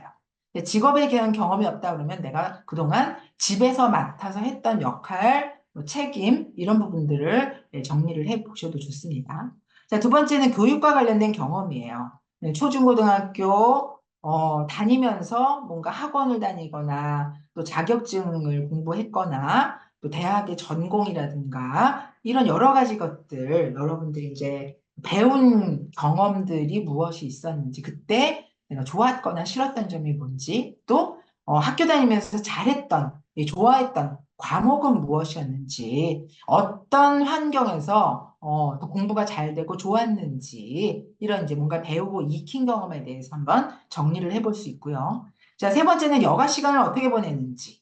그러니까 이 진로라는 거는 직업만을 의미하는 게 아니라고 말씀드렸어요. 그래서 여가, 자원봉사, 취미생활 이런 것들이 다 포함이 됩니다. 그래서 나는 여가를 어떻게 보내는지, 무엇을 하면서 보내는지, 누구를 만나는지, 어떤 활동을 하는지, 또 자원봉사나 취미나 종교나 이런 것들도 다 여기에 포함이 되어서 한번 점검을 해 볼 수 있습니다.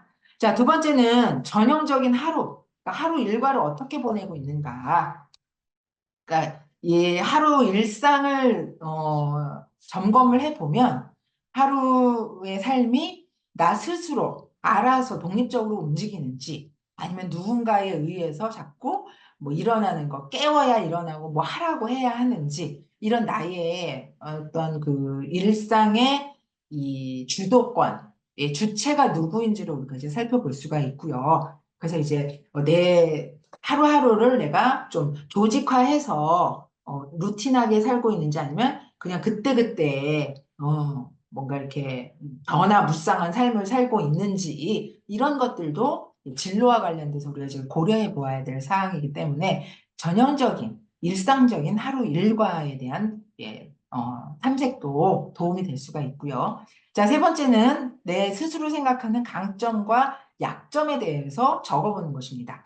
그래서 이 강점으로 인해서 나는 어떤 도움이 되고 또 약점으로 인해서 내가 어떤 문제를 경험하게 되고 그런 문제가 있을 때 그럼 나는 어떻게 극복을 했는지 무엇을 활용해서 극복을 했는지 이런 부분들도 점검을 해 보는 것이 도움이 될 수가 있습니다. 자, 이 샘플을 하나 가지고 왔는데 우리 학우님들하고 같이 좀 점검을 해 보도록 하겠습니다. 자, 이 내담자하고 상담자가 이제 대화를 나눈 내용입니다. 자, 커피 전문점에서 3년 동안 내담자가 일을 했어요. 자, 직업과 관련된 경험입니다. 이게 이 사람이 커피 전문점에서 일한 거 말고 다른 직업 경험도 많이 있을 수 있어요. 자, 그러면 그 내용들도 다 하나하나 정리를 하면서 주제를 뽑아내는 거예요. 자, 여러분들이 스스로 하실 수 있어요, 이거를. 얼마나 일하셨어요? 어떤 일을 하셨어요? 그러니까 얼마나보다는 어떤 일을 했고, 그때 좋았거나 안 좋았던 점이 무엇인지를 생각해서 써보시는 거예요. 이 상담자의 질문은 없습니다. 여러분 스스로 하시면. 그러면 이 나의 대답만 정리를 하시면 됩니다. 자, 구체적으로 어떤 일을 하셨냐라고 하니까 이게 대화가 길어서 다 이렇게 좀 축약을 한 건데요. 자, 컵 정리를 시작하고 테이블을 닦고 커피를 내리고 빵 종류를 데워서 내는 일들을 했는데 순서대로 빨리빨리 움직여야 했어요. 제가 중요한 거에 빨간 글씨로 밑줄을 쳐놨습니다. 이게 주제예요. 자, 바쁘게 일하셨네요. 저는 바쁜 게 나아요. 손님이 없으면 심심하고 무료해요. 좋았던 점은 눈인사하는 게 좋았어요. 힘들었던 점, 출근 시간이 넘어서 늦게 오거나 실수가 많은 동료, 같이 일하는 이 동료가 그런 동료를 만나면 무척 화가 났어요. 자, 이 대화에서 뽑아낼 수 있는 주제가 있습니다. 여러분들 뭘 발견하셨어요? 이 내담자에 대해서 뭔가, 아, 이 사람은 이런 특징을 가지고 있는 것 같아. 라는 부분을 발견하신 게 있으시면 채팅으로 남겨주셔도 좋으실 것 같고요. 아니면 그냥 메모를 한번 스스로 한번 해보셔도 좋을 것 같습니다.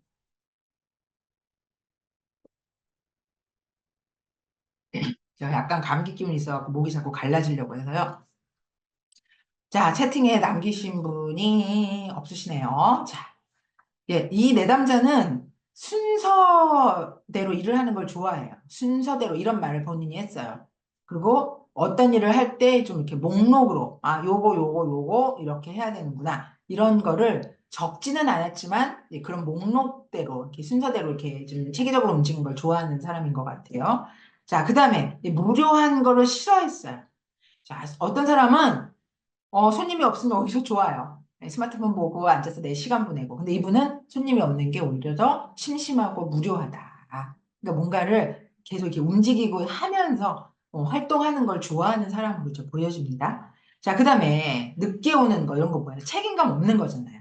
그러니까 본인이 동료에 대해서 화가 났다라고 하지만 이 내담자는 책임감이 강한 사람이라 보여지고요. 또 그게 중요한 사람으로 여겨집니다. 자, 그런 주제들을 우리가 여기서 뽑아낼 수 있을 것 같아요. 자, 그 다음에 교육과 훈련에 대해서 이제 탐색을 한 내용을 또 보도록 하겠습니다. 자, 학교 다닐 때 기억나는 일들을 물었더니 이제 고등학교 때 성적이 좀 떨어졌고요. 그때 선생님이 나를 대하는 태도가 달라졌고 성적 때문에 인정을 못 받아서 자존심이 상했던 것 같아요. 그러니까 이 사람은 지금 뭐가 중요해요? 다른 사람으로부터 인정받는 게 중요하다는 거예요. 인정받고 싶은 욕구. 자, 그 다음에 그 밑에 또 글짓기 대회에서 장려상을 받아서 선생님이 칭찬을 해주셨어요. 그러면서 나도 국어 선생님이 되고 싶다. 이런 생각을 하게 됐다는 거예요. 그 칭찬과 타인의 칭찬과 격려가 이 내담자를 더 잘하게 만드는 그리고 뭔가의 동기가 생기게 하는 그런 원천이었다는 걸 우리가 이제 알 수가 있습니다. 자, 그 다음에 마지막 문장을 보면 독서 동아리에서 활동했는데 친구들과 함께 어울리면서 책을 읽어서 좋았다. 그러니까 뭔가 소속되는 거, 소속감을 느끼는 환경이 이 내담자에게 더 긍정적으로 작용이 되더라라는 주제를 또 뽑아낼 수가 있습니다. 이런 주제들을 이렇게 쭉 적으면서 공통적인 것들을 마지막에 다시 한번 이제 정리해 볼 수가 있어요. 자, 여가 활동을 보시면은 제가 시간 관계상 밑줄 그은 것만 말씀드릴게요. 자, 카페에 주로 앉아 있었어요. 이거 되게 정적인 거죠. 앉아서 이렇게 조용히 이야기하는 것. 자, 깊게 사귀는 거 좋아하고요. 친구 여럿보다는 사람이 많으면 긴장이 돼요. 또 엄마랑 함께 지내는 게 좋고요. 그러다 보니까 집에서 멀리 떨어진 직장은 가고 싶지 않아요. 그러니까 이 내담자에게 지금 중요한 주제, 이게 가능한 주제는 정적인 걸 좋아하고 친밀한 관계를 원하고 사람 많은 환경은 좀 불편하게 느낀다. 그리고 또 하나는 엄마가 매우 중요한 존재이기 때문에 진로 의사결정을 할 때도 이 사람은 엄마를 고려할 수밖에 없다라는 것들을 우리가 염두에 둘 수가 있습니다. 자, 마지막으로 일상적인 하루를 물어봤더니 6시, 굉장히 이렇게 부지런한 사람이에요. 6시에 스스로 일어나고 아침을 자기가 챙겨 먹고 가족이 같이 살고 있는데도 스스로 챙겨 먹고 그 다음에 규칙적으로 생활하고 월수금 기타 동호회, 화목 와인 동호회 11시 30분에 자고 6시 일어나고 굉장히 루틴하게 생활을 하고 있습니다. 그러니까 이 내담자는 규칙적으로 생활하고 나름대로 책임감도 있고 되게 능동적으로 행동을 하고 있습니다. 자, 그리고 규칙적인 활동이 편하고 변화를 좀 싫어하는 그러면서 자기가 좋아하는 활동에 몰입하고 있는 사람이다라는 것들을 우리가 알 수 있습니다. 자, 마지막으로 강점과 약점을 물어봤더니 한글 문서 작성, 기계를 다루고 고치는 걸 잘하고 달리기를 잘하고 그다음에 인내심이 있고 그런데 약점으로는 사람 이름을 잘 기억하지 못하고 다른 사람의 마음을 알아차리는 좀 민감성이 좀 부족하다. 남자예요. 남자 청년입니다. 그래서 이 사람이 교사가 되고 싶은 사람이에요. 그래서 상담자가 이제 자주 이런 이제 마음에 대해서 좀 대화를 나누면 좀 어떠냐라고 이제 제안을 하기도 했습니다. 자, 요렇게 5개를 이제 뽑아 보고 나면 우리가 이 내담자에 대해서 공통되게 규칙적인 생활을 하고 있고 안정적인 것, 체계적인 것, 또 조직된 환경 이런 걸 중요하게 생각하고 또 잘하고 있고 이 사람은 되게 책임감이 있구나. 라는 거. 학교 다닐 때 개근상을 받았고 뭐 직장 다녀도 지각이나 결석을 한 적이 없다라는 거예요. 굉장히 성실하고 책임감이 있는 강점이 있다는 거. 그런데 본인이 하고자 하는 일과 관련해서는 사람 이름을 잘 기억하지 못한다든지 좀 낯을 가린다든지 이런 것들을 조금 이렇게 개발을 하거나 보완을 할 필요성이 있다라는 것들을 이제 내담자가 이해할 수 있게 이 생애 진로 사정을 통해서 자기 이해를 하고 진로 의사결정을 할 수 있도록 이제 도와주는 도구로 활용을 할 수 있습니다.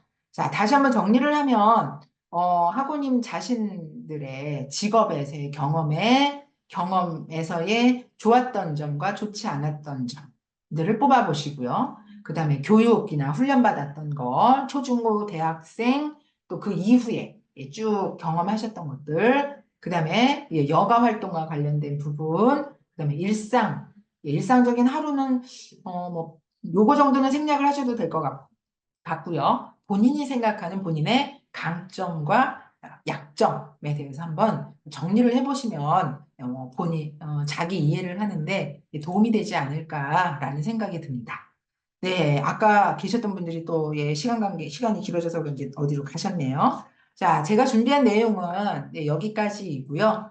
이런 이제 심리 검사를 통해서 여러분들이 자신을 이해하시고 앞으로 새로운 직업을 선택하시는데 도움이 되시면 좋겠다라는 바람으로 강의를 마치도록 하겠습니다.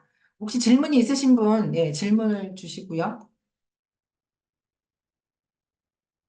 질문이 없으시면 김정미 교수님의 한 말씀 들으면서 어, 특강 만족도 조사 해주시고 마치도록 하겠습니다. 네. 아, 네, 여러분 안녕하세요. 네, 교사학습 지원센터장 김정미입니다.